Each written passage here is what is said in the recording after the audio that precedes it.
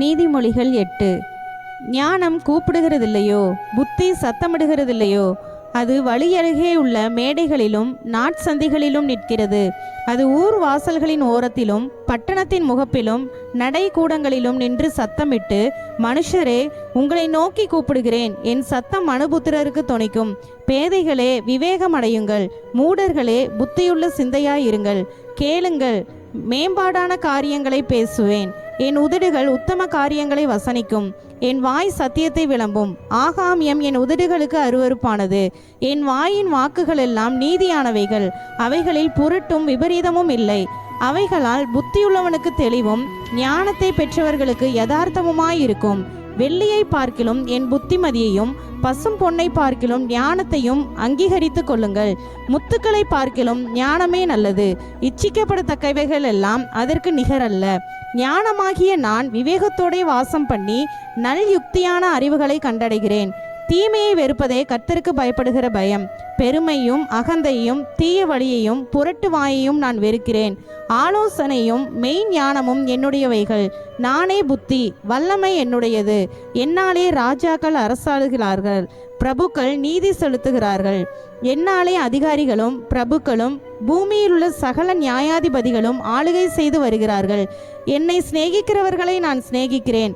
அதிகாலையில் என்னை தேடுகிறவர்கள் என்னை கண்டடைவார்கள். ஐஸ்வர்யமும் கனமும் நிலையான பொருளும் நீதியும் என்னிடத்தில் உண்டு. பொன்னையும் தங்கத்தையும் பார்க்கிலும் என் பலன் நல்லது. சுத்த வெள்ளியை பார்க்கிலும் என் வருமானம் நல்லது. என்னை சிநேகிக்கிறவர்கள் மெய்ப்பொருளை சுதந்திரிக்கும்படிக்கும் அவர்களுடைய களஞ்சியங்களை நான் நிரப்பும்படிக்கும் அவர்களை நீதியின் வழியிலும் நியாய பாதைகளுக்குள்ளும் நடத்துகிறேன். கர்த்தர் தமது கிரியைகளுக்கு முன் பூர்வம் முதல் என்னை தமது வழியின் ஆதியாக கொண்டிருந்தார்.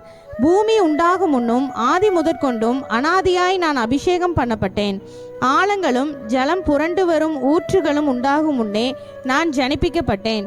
மலைகள் நிலை பெறுவதற்கு முன்னும் குன்றுகள் உண்டாவதற்கு முன்னும் அவர் பூமியையும் அதன் வெளிகளையும் பூமியில் உள்ள மண்ணின் திரள்களையும் உண்டாக்கும் முன்னும் நான் ஜனிப்பிக்கப்பட்டேன். அவர் வானங்களை படைக்கையில் நான் அங்கே இருந்தேன். அவர் சமுத்திர விசாலத்தை வட்டணிக்கையிலும் உயரத்தில் மேகங்களை ஸ்தாபித்து சமுத்திரத்தின் ஊற்றுகளை அடைத்து வைக்கையிலும் சமுத்திர ஜலம் தன் கரையை விட்டு மீறாதபடிக்கு அதன் எல்லையை கட்டளையிட்டு பூமியின் அஸ்திபாரங்களை நிலைப்படுத்துகையிலும் நான் அவர் அருகே செல்ல பிள்ளையாய் இருந்தேன். நித்தம் அவருடைய மனமகிழ்ச்சியாய் இருந்து எப்பொழுதும் அவர் சமூகத்தில் கலிகூர்ந்தேன். அவருடைய பூவுலகத்தில் சந்தோஷப்பட்டு மனுமக்களுடனே மகிழ்ந்து கொண்டிருந்தேன். ஆதலால் பிள்ளைகளே, எனக்கு செவி கொடுங்கள். என் வழிகளை காத்து நடக்கிறவர்கள் பாக்கியவான்கள். நீங்கள் புத்தியை கேட்டு ஞானம் அடையுங்கள், அதை விட்டு விலகாதிருங்கள். என் வாசற்படியில் நித்தம் விழித்திருந்து என் கதவு நிலையருகே காத்திருந்து எனக்கு செவி கொடுக்கிற மனுஷன் பாக்கியவான். என்னை கண்டடைகிறவன் ஜீவனை கண்டடைகிறான், கர்த்தரிடத்தில் தயவையும் பெறுவான். எனக்கு விரோதமாய் பாவம் செய்கிறவனோ தன் ஆத்துமாவை சேதப்படுத்துகிறான்.